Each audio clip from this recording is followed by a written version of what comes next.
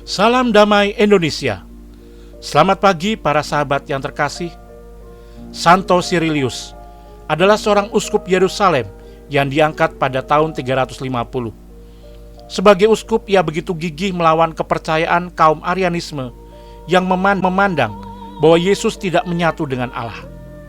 Menurut catatan sejarah, Cyrilius lahir di Yerusalem pada tahun 315. Kedua orang tuanya adalah penganut agama Kristen yang sangat taat. Mereka juga sangat mengasihi Cyrilius.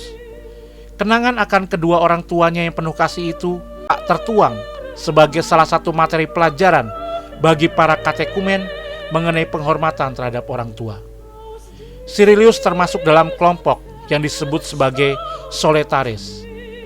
Kelompok ini adalah orang-orang yang tinggal di sejumlah kota dan mempraktikkan kehidupan yang sepenuhnya suci, asketis, dan selalu menjalankan pelayanan terhadap sesama yang miskin.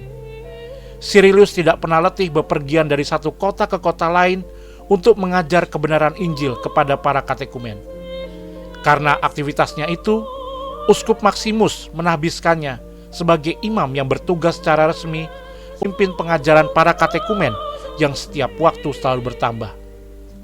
Dalam setiap pengajarannya, Cyrilius menggunakan metode refleksi kritis yang membuat para pendengarnya tidak memiliki keraguan untuk mengikuti Yesus sebagai Tuhan dan Juru Selamat mereka. Ketika Uskup Maximus meninggal, Cyrilius pun ditahbiskan sebagai Uskup Yerusalem. Sebagai uskup, ia begitu peduli terhadap penderitaan yang dialami umatnya yang miskin. Untuk membantu dan menyelamatkan mereka, ia menjual sejumlah barang gereja agar dapat ditukarkan dengan apa yang mereka butuhkan. Meski begitu, uskup yang rendah hati ini mengalami pembuangan karena persoalan politik yang rumit. Pada tahun 386, Cyrilius meninggal pada usia 72 tahun pada saat ia menggembalakan umat Kristen di Yerusalem dengan kasih.